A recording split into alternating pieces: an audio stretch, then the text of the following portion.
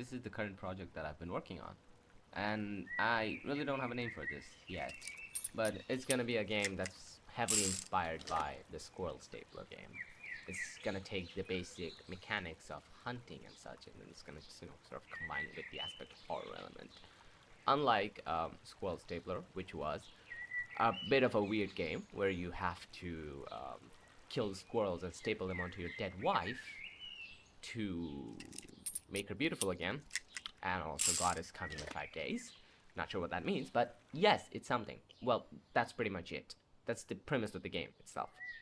So yeah, that's Squirrel Staple, but my game is gonna be a bit different. I'm gonna be combining the hunting elements, horror elements all together, and it's gonna have more than just squirrels. There are gonna be a few different types of animals. I decided the first one's gonna be a deer, and then a squirrel, maybe some raccoons and such. But yeah, and I've been working on it for quite a while now. I've been. How long did this take? I guess it's been like 1 week or so. I came this far, but this is how far I got. But I think I got the basic mechanics kind of like set in stones. Like the basic mechanics are done. The hunting mechanics, the shooting mechanics, the prey mechanic where the animals, the behavior of the animals and such, and also the visual aesthetic is kind of set. It's gonna be set in a low poly PS1 aesthetic with a sunset theme, which is gonna be changed, and a lot of things are gonna change. But this is how far I got, and this is sort of like a devlog or something. But anyway, here we go. So the first thing was to get the overall feel of the game. I really like the sort of like orangish sunset vibe, if that's not obvious, because that's basically the type of vibe I've been picking for most of my videos on my channel lately. And this is also coming from another demo that I showed off on my channel. Maybe it's just a dream or something was its name, I don't know. But you guys seem to really like that one. A lot of people said that, damn, that's really cool. So I was like, okay, if that's cool, I might just take that idea and put it into my game that I've been working on or wanting to work on, because I've previously picked up a lot of projects I swear to God, I haven't finished a single one of them. So I kind of feel like maybe I will work on this. I don't know. I've been also recently working on Fiverr, trying my best to get some quick cash, and I think I've been doing pretty well. I got 3 reviews, 3 of them are 5 stars. I did a good job, I guess. But if you want me to do something for you, feel free to visit my Fiverr page. The link in the description. The link is in the description. So if you want me to do some custom modeling or custom stuff for your game, feel free to text me. I'll do it for money. Yes. So back to the game. This is the whole environment. I got these trees, this sort of sunset type of vibe with some orange fog, distant foliage and stuff. It's pretty basic actually. It's not that difficult to make something like this, and it's using, as for the terrain, it's using the basic Unity terrain shader, and as for the overall things, it's using a retro shader collection from itch.io, which I previously used on my channel. And I also got the water shader set up and added some functionality for like shorter waves and such. It's also available in itch.io. Oh my god, why does my voice keep... As for the fog shader, it's nothing fancy, it's just the Unity default fog shader. Oh my god, why are my birds screaming so loud? What the hell is wrong? I also made a distance foliage thingy. It's just a cylinder with some panorama PNG slapped on top of it. It looks good. And the entire thing is using the custom PS1 shader, the trees and everything, apart from the terrain, because I needed there to be some variation in terrain, so I just used the diffuse terrain shader. As for the effects, I'm using a VHS Pro asset, which gives this bleeding effect and some stretching around the areas to make that fisheye-like effect.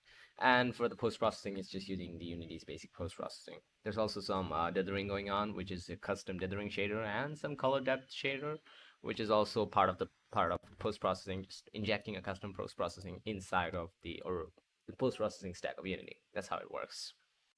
And for the animations, I had to customly made each model and custom made each animations myself. I've never animated before, but let's hear me out. It just looks about right. The weird, awkward animation is just part of the aesthetic. I used a Rigify add-on on Blender to create like a cat rig, and then I just modeled the squirrel around it and just slapped a few squirrel PNGs on top of it. And then I just randomly moved the legs until it just felt like it's walking. I also made death animation, idle animation. Idle, I couldn't use the idle one. I will tell that later why I couldn't. But I used the walk, the run, and the death animation. When you shoot it, it just dies. That's pretty much it. I went lazy with the animation. There's not a lot of detail, but hey, that's the charm of the game. Okay, so for the prey AI, like the main AI of these animals, I coded two different things. The first one is the AI that's gonna simulate when a player gets in its range.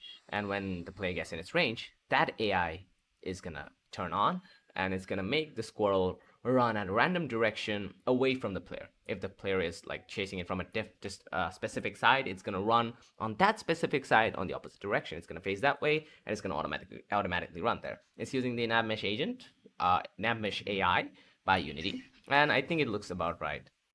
It has a stopping distance, some awareness things, two different circles here, which represent how close the player can get while being crouched until he gets recognized by the squirrel. If the player is crouched and it's on the first circle range, then the squirrel is not going to be able to detect the player. However, if the player gets too close inside the second smaller circle, the player is going to get detected regardless of how crouched the player is. And that's basically it. It has a few different animations. It's gonna run when the player it gets detected. It's gonna have this YOLO-like thing on top of his head, and just to tell you the player has been detected, and then it's just gonna increase its speed and just gonna run away. For the second AI, we have a different one.